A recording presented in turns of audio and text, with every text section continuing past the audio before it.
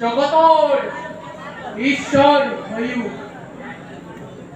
সৰ্বকালে দৰিদ্ৰ হৈ ৰ'লো। পাৰ্বতীয়ে অশেষ কষ্টৰ মাজেৰে আমাৰ সংসাৰ চলাব লগা হৈছে। অৱশ্যেই তাৰ কাৰণে আমার মনত কোনো খুঁত নাই। আমার পরা বর লাভ করি জগৎপতি সুখী হয়েছে, তাতেই আমার পরম আনন্দ।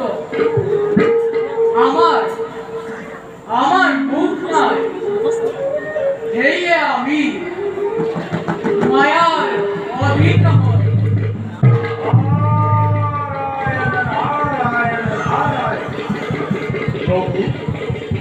মুখ নাথাকিব আপুনি মায়াৰ অধীন নহয় বুলি কেনে কৈছে? আহা নাৰদ, আমাক জানো কেতিয়াবা মায়াৰ বন্ধনত পৰা দেখিছা? আপুনি মায়াৰ সন্মুখীনেই হোৱা নাই, তুমি কাৰ মায়াৰ কথা কৈছা? বিষ্ণুৰ মায়া। হয় প্ৰভু, বিষ্ণুৰ মায়াৰ কথা কৈছে। শ্ৰী নাৰায়ণ বিষ্ণুৱে মোহিনী ৰূপ লৈ অসুৰক অমৃত খোৱাৰ পৰা বঞ্চিত কৰিলে। সেই মায়াময় মোহিনী ৰূপ জানো আপুনি কেতিয়াবা দেখিছে? নাৰায়ণে মোহিনী ৰূপ ধৰিলে? নাৰায়ণে মোহিনী ৰূপ ভালকৈ বুজাই কোৱাচোন নাৰদ। প্ৰভু,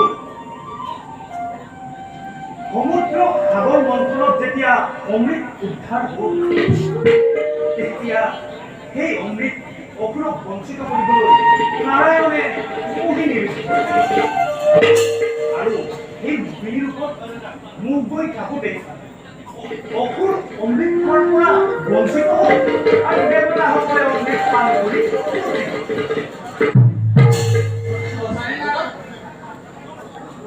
সঁচা হলেও এই মায়াৰ আমাক স্পৰ্শ কৰিব নোৱাৰে।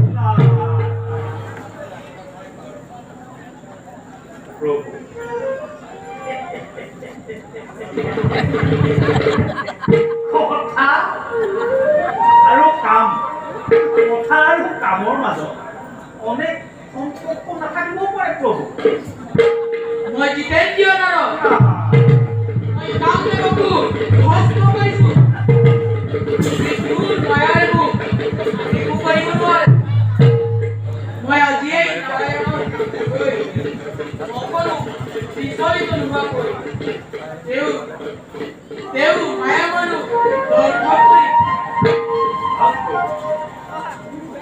তেন্তে সেই ক্ষণলৈ আনন্দৰে বাট চাই আমি তেন্তে এতিয়া বিদায়হে আছো